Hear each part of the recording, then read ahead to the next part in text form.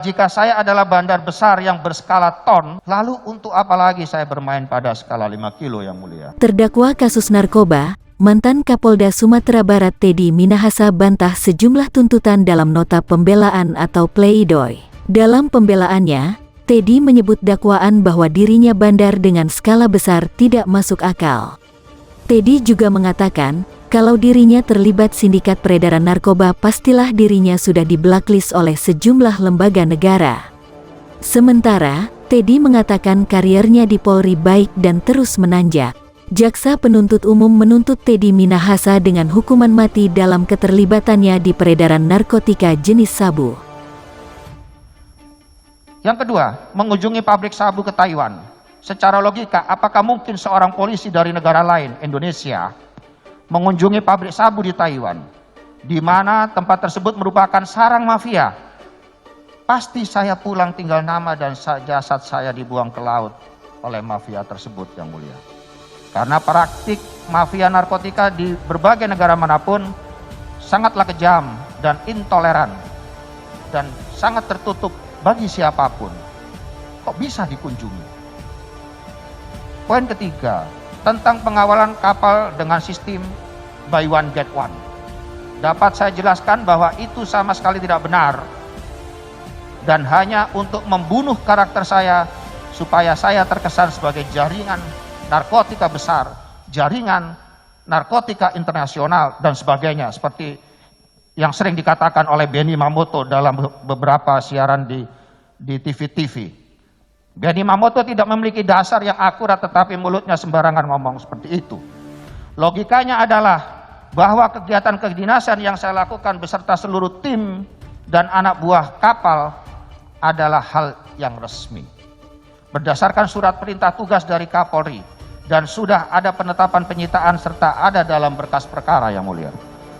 Bagaimana mungkin saya bisa membungkam mulut semua orang yang ada di dalam kapal dan tidak satupun polisi yang namanya ada dalam sprint Kapolri tersebut dimintain keterangan oleh penyidik pada saat penyidikan, termasuk komandan kapal Baladewa dan Nakhoda atau anak buah kapal lainnya.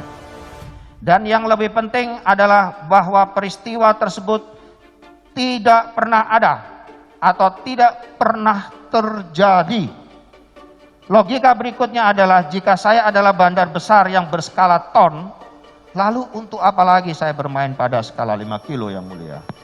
Bahkan 5 kilo sabu tersebut konon juga berasal dari barang bukti sitaan Polres Bukit Tinggi. Ini sangat tidak logis yang mulia.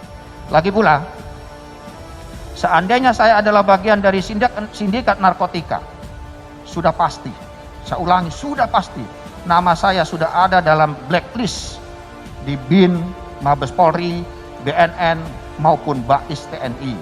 Dan tidak mungkin karir saya bisa menanjak dan menduduki beberapa posisi strategis. Pasti sudah terendus.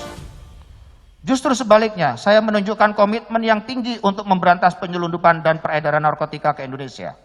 Dengan bukti bahwa saya beserta tim mendapatkan surat perintah tugas yang ditandatangani langsung oleh Kapolri, Profesor Haji Muhammad Tito Karnavian PSG, dengan nomor sprint 1698 Romawi 6 2019 pada tanggal 24 Juni 2019. Dia tidak mampu menolak, maka Dodi bisa melaporkan kepada orang yang di atas saya, seperti para bintang 3 atau Kapolri. Itu pun tidak dilakukan oleh saudara Dodi. Karena memang faktanya sesungguhnya saudara Dodi Prawira Negara paham bahwa tidak ada perintah dari narasi chat tersebut. Serta dapat saya tambahkan bahwa seandainya Dodi Prawira Negara mengklaim melakukan penukaran BB sabu dengan tawas berdasarkan perintah melalui chat WA saya pada tanggal 17 Mei 2022, ganti sebagian BB dengan tawas, emoji ketawa, dalam tanda kurung untuk bonus anggota. Lalu mengapa di sisi lain Dodi Prawira Negara mengklaim bahwa uang hasil jual sabu diserahkan kepada saya? Kalau mengenai kepada perintah itu untuk bonus anggota, kok hasilnya dikasihkan saya? Ini kontradiktif. Mengapa tidak berikan kepada anggotanya aja? Karena sesungguhnya memang tidak ada perintah yang dimaksud. Kemudian menjualnya untuk bonus anggota. Itu semata-mata hanyalah narasi yang justru bermaksud agar Dodi Prawira Negara tidak melakukan hal serupa Karena fenomena seperti itu jamak terjadi di lingkungan Polri sesuai dengan pengalaman kerja saya sebagai organ pengawas internal.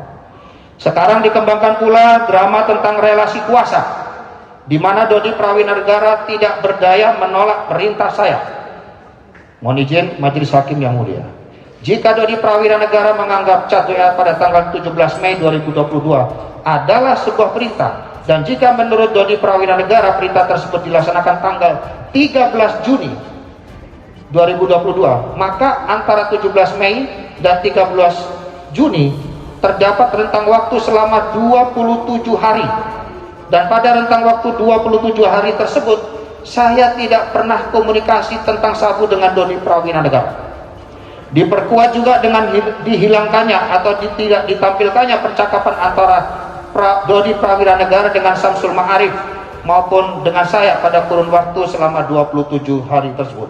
Masalahnya ada apa yang kok tidak ditampilkan?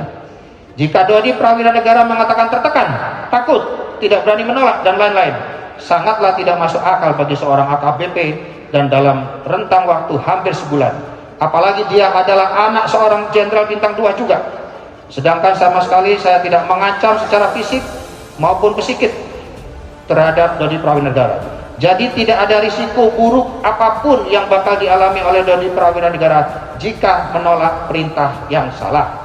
Dan yang lebih naif lagi adalah bahwa Dodi Prawinegara mengatakan, didukung pula oleh psikologi klinis pribadi dari Dodi Prawinegara, Ibu Lisa Marieli.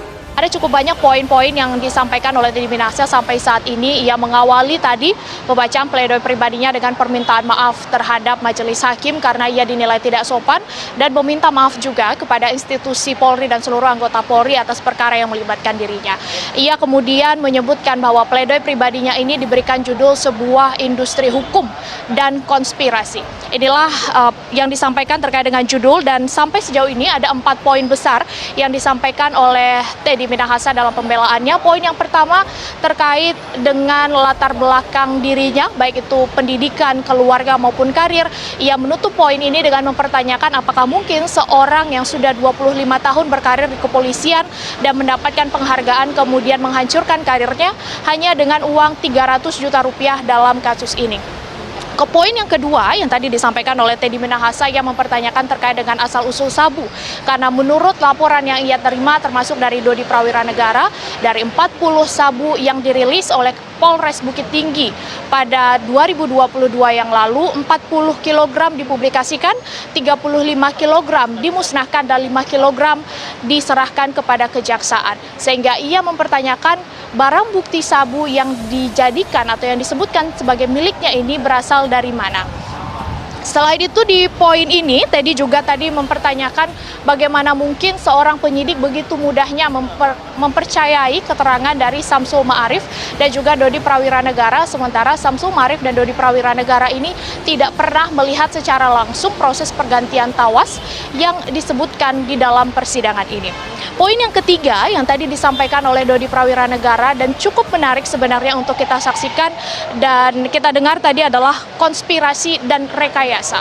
Teddy dalam poin ini menyampaikan sejumlah indikator kenapa kemudian ia menyimpulkan perkara yang melibatkan dirinya ini merupakan sebuah konspirasi dan juga rekayasa.